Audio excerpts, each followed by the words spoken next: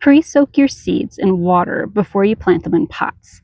This will speed up germination because seeds need more water to germinate than they need once they get started.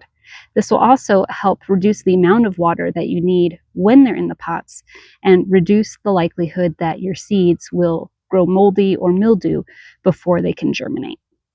Bigger seeds are going to need more time than smaller seeds, but you'll know that they are ready to being planted when the seeds start to drop to the bottom of the water or when the seeds look plump and full rather than thin, brittle, and dry.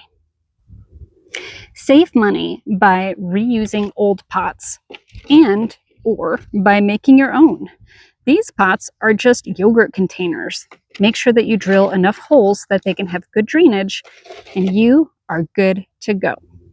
You don't need a fancy seed starting mix. Those are way more expensive and not really that great for seed starting.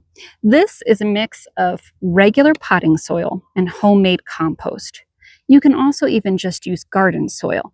You just need something that will drain easily, be loose and friable, and let the seeds get a good start.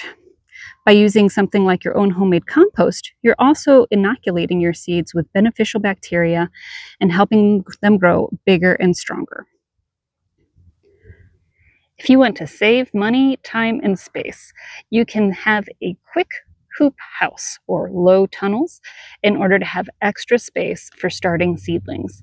This is going to be cheaper than a greenhouse, more convenient than having them in your house, and overall be a lot of fun.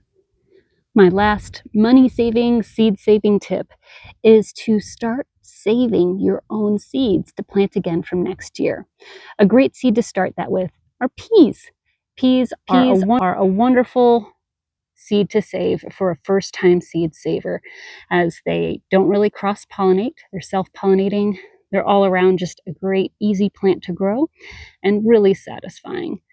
If you want to learn more about seed saving and how to do it on your mini farm, go ahead and click subscribe, because I'm going to be going into a lot of depth on that in the future, as it is an awesome, exciting, big topic that isn't really going to get covered in a short video. So if you've enjoyed this video, please hit like and subscribe for more content. It really helps us out, and hope to see you in a future video. Thanks. Bye.